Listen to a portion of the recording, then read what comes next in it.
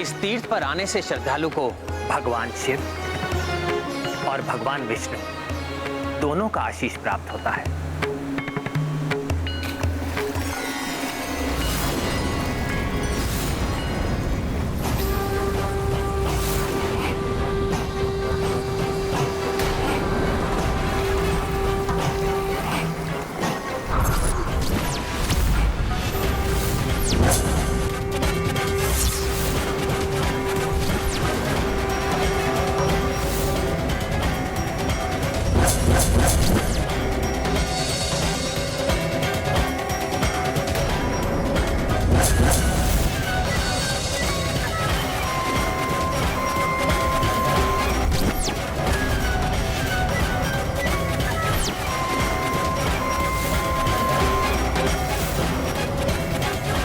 भगवान विष्णु और भगवान शिव की छवि वाले कौन हैं और ये मेरे समान क्यों दिखाई दे रहे हैं?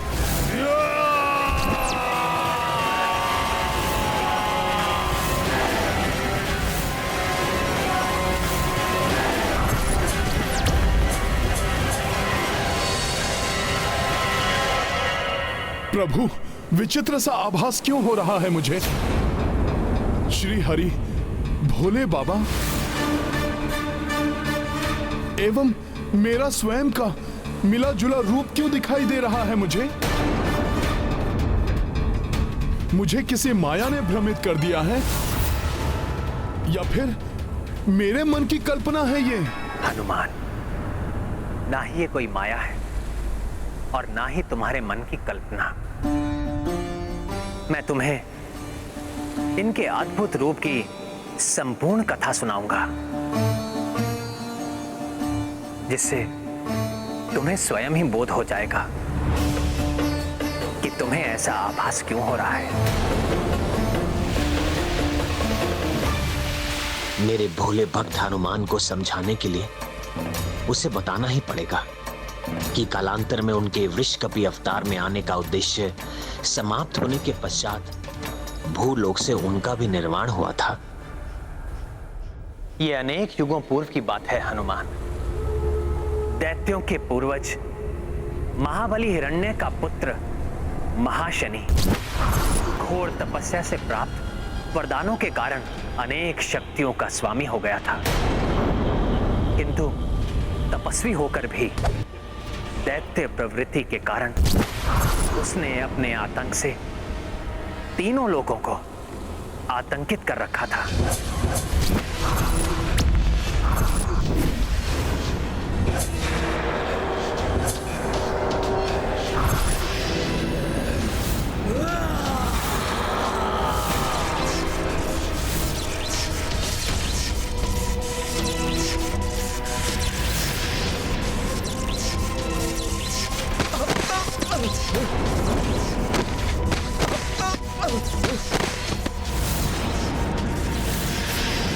मेरी सेना का अंत कर दिया दैत्यराज महाशनि।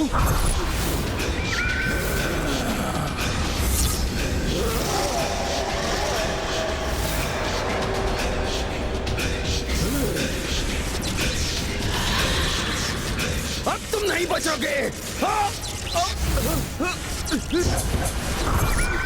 सभी विरोधी राजाओं का वध करके महाशनि ने पाताल लोक और भूलोक पर अपना आधिपत्य जमा लिया था। अब उसका अगला लक्ष्य था इंद्रलोक। प्रभु, क्या वो इतना शक्तिशाली था कि देवताओं से भी युद्ध कर सके? उसे विश्वास था कि उसकी शक्ति के समक्ष देवता नहीं टिक पाएंगे, इसलिए इंद्रलोक पर आक्रमण करने के लिए वो एकाकी ही जा पहुंचा।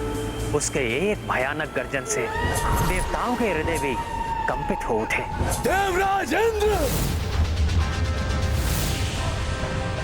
यदि अपनी भलाई चाहते हो तो महाशनि को स्वर्गलोक सौंपकर चले जाओ, क्योंकि महाशनि से युद्ध करने का सामर्थ्य नहीं है तुम देवताओं में।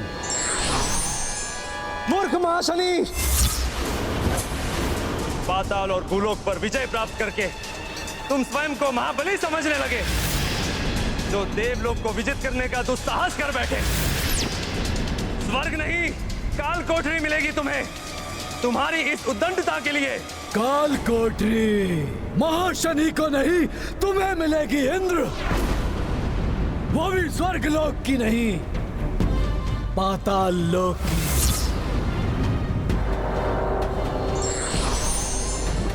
अच्छा है जो तुम सब भी आ गए देवों।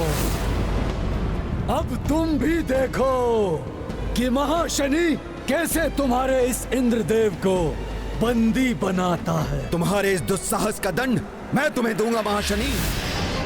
मेरे प्रचंड अग्नेयास्त्र से क्षण भर में भस्म हो जाओगे तुम।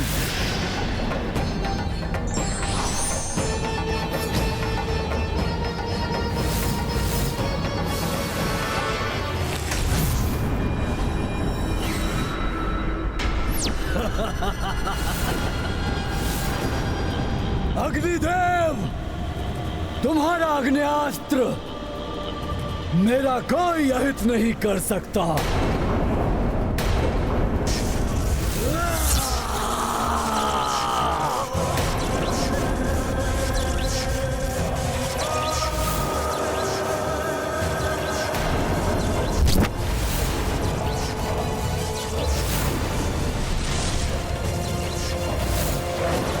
मूर्ख देवताओं, व्यर्थ ही इस इंद्रदेव को बचाने का प्रयास कर रहे हो। इन्हें तो मैं बंदी बनाऊंगा ही, किंतु अब तुम सबको भी मैं बंदी बनाऊंगा।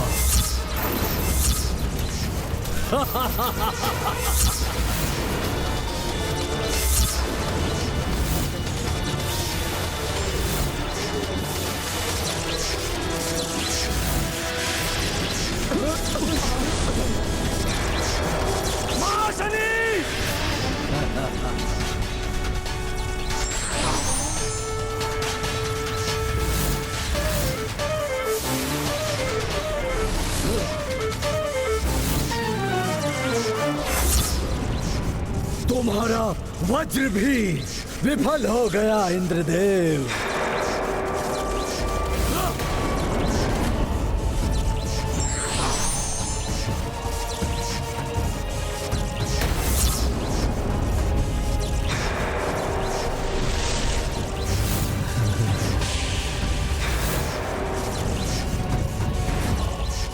नहीं, छोड़ दो मुझे, छोड़ दो।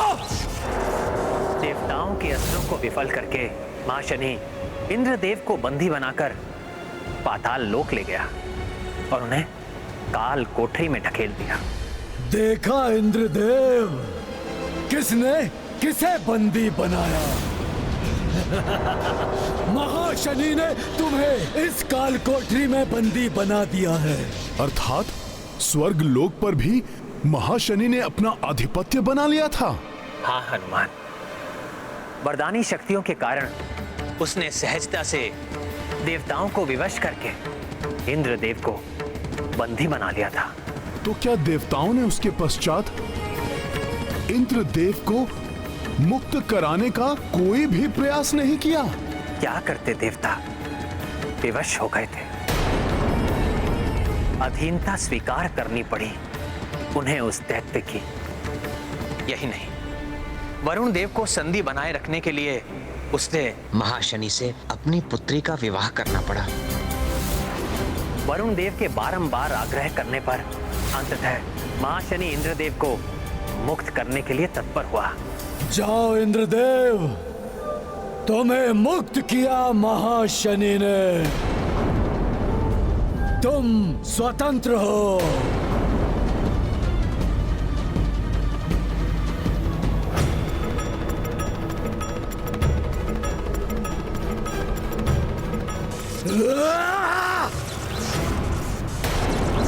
सुनो देवराज इंद्र, तुम्हें मुक्त किया है मैंने, स्वर्ग को नहीं।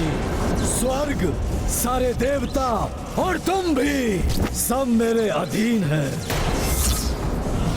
और हाँ, कोई भी छल या कपट करने से पूर्व स्मरण रखना कि ये मेरी प्रचंड जटाएं केवल केश नहीं है, ये यमपाश है जो तुम्हारी ग्रीवा के लिए मृत्यु फांस है। तो अन्य देवताओं के लिए तीक्ष्ण खड़ग।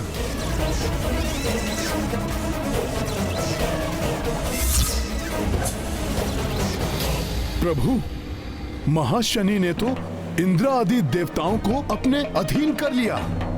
प्रभु, किंतु ये सब उस अद्भुत रूप से कैसे जुड़ा है जिसका आभास मुझे हुआ था? मैं वही बताने वाला हूं हनुमान। जब इंद्रदेव की पत्नी देवी सची ने परास्त हुए इंद्रदेव की दशा देखी तो उनसे रहा नहीं गया। वो ब्रह्मा जी से इसका उपाय पूछने के लिए ब्रह्मलोक जा पहुंची। तब उन्हें ब्रह्मा जी से ज्ञात हुआ कि महाशनि को वरदान प्राप्त है कि उसका वध ऐसी महाशक्ति के हाथों ही हो सकता है जो एक साथ महादेव शिव एवं श्री हरि विष्णु देव की शक्ति से उत्पन्न हुआ हो। इसीलिए देवताओं के शक्ति प्रहार का उस पर कोई भी प्रभाव नहीं पड़ रहा था। तो क्या प्रभु, ये वही रूप है जिसका मुझे यहाँ पर आने से बार बार आभास हो रहा है? महाशनि के वरदान के बारे में ज्ञात होने के पश्चात देवी सची इंद्रदेव को साथ लेकर इसी गोदावरी एवं फेना नदी के संगम पर आई और यहाँ आकर उन दोनों ने श्री हरि नारायण एवं महादेव की प्रसन्नता के लिए घोर तप किया। वर्षों के कठोर तप के पश्चात महादेव एवं श्री हरि ने उन्हें वरदान देने का निश्चय किया।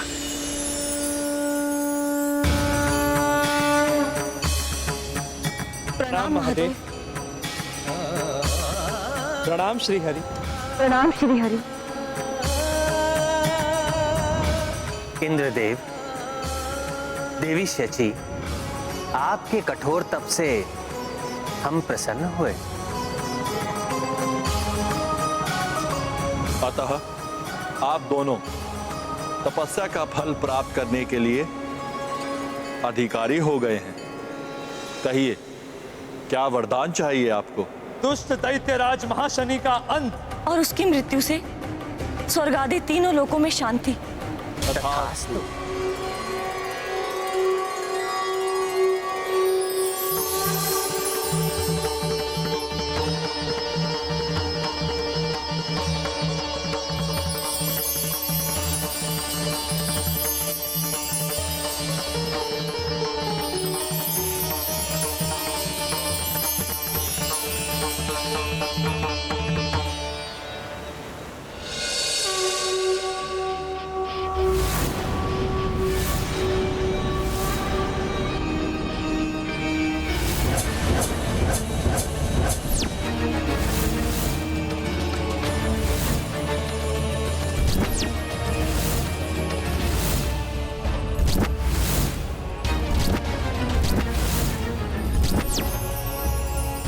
आश्चर्यचकित ना हो देवी शची, ये मुझ विष्णुदेव एवं महादेव के सम्मिलित तेज से उत्पन्न हुई महाशक्ति है। इसे जगत वृषकपि के नाम से जानेगा। तीनों लोकों में अपने आतंक से हाहाकार मचाने वाले महाशनि दैत्य का वध करेगा वृषकपि।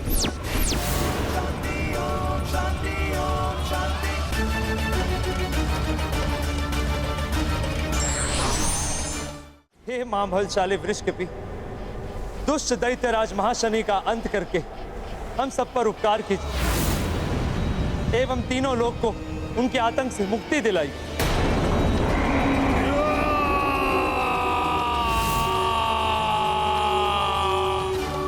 इसका अर्थ है जिस दिव्य रूप का मुझे बार बार आभास हो रहा था वो श्री हरि एवं भोले बाबा की सम्मिलित शक्ति से उत्पन्न महाबली वृषकपि का ही रूप है जो इसी संगम पर अवतरित हुए थे।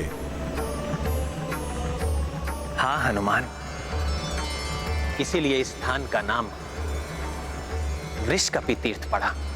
किंतु प्रभु, फिर वृषकपि ने दैत्य महाशनि का अंत कैसे किया? हनुमान, जिस प्रकार तुम एक ही छलांग में समुद्र पार करके लंका पहुंच गए थे, उसी प्रकार वृषकपि भी एक ही छलांग में यहां से पाताल लोक जा पहुंचे।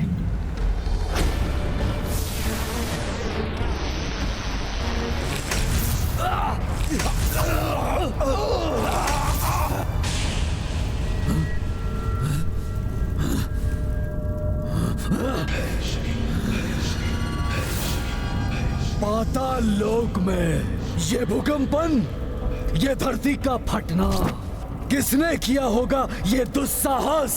महाशनि!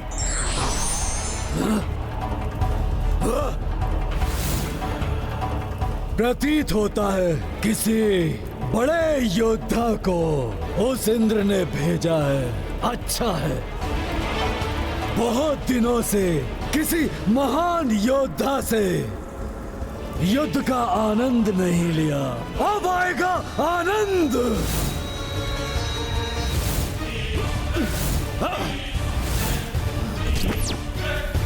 तुम जो भी हो, तुम्हारी मृत्यु तुम्हें यहां खींच लाई है।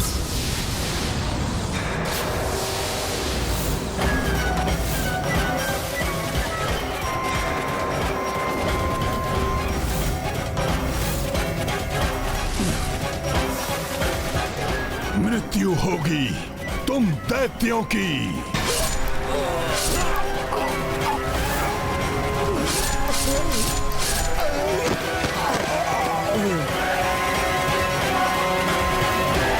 महाशनि नहीं है इनमें।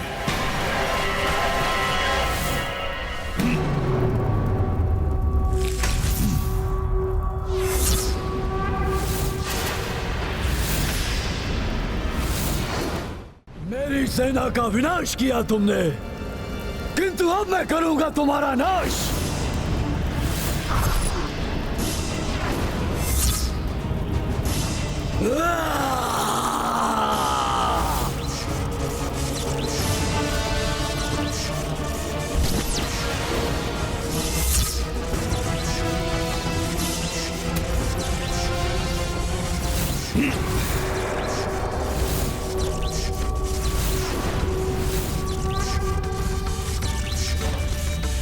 महाशनि, नाश तो होगा तुम्हारा, सर्वनाश होगा। ये कौन है जिसने मेरी जटाओं को इस प्रकार पकड़ लिया है?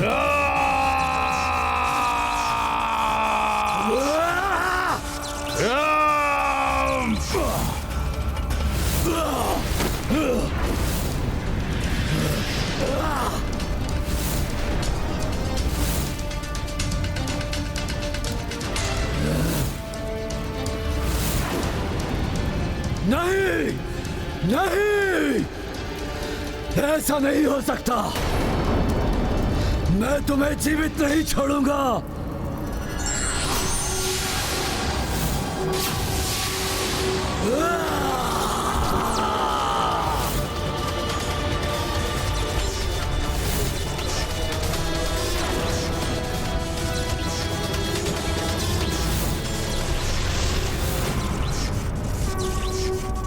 मेरा प्रहार विफल कैसे हो गया? नहीं, तुम्हारा अंत होगा, अवश्य होगा।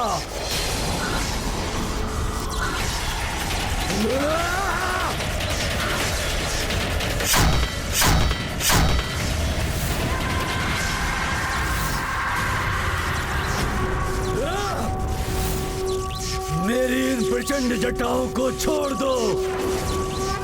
आज से पूर्व तो कोई ऐसा नहीं कर पाया।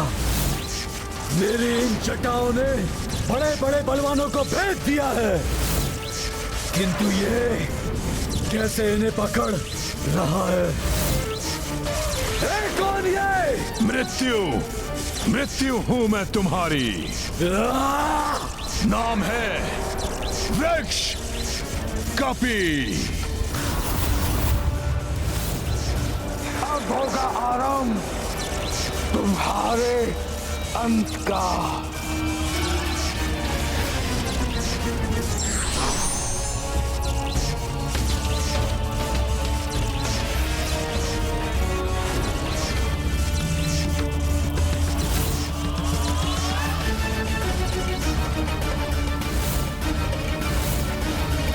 नहीं,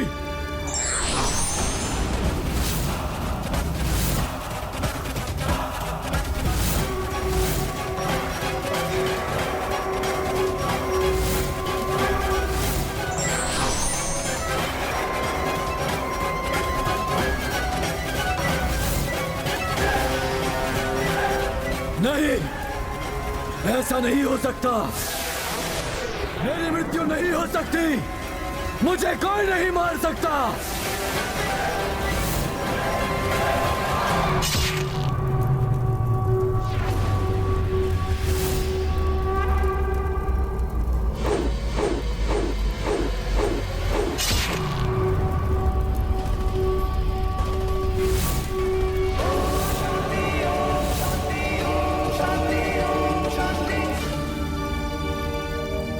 ये है रामायण, रामचंद्र गुण धाम की, सब सुधि जन करिए कथा श्रवण श्री। जो व्यक्ति अंत समय के निकट भी ईश्वरीय सत्ता और उसकी शक्तियों को पहचान नहीं पाता, उसका अंत दुखद होता है।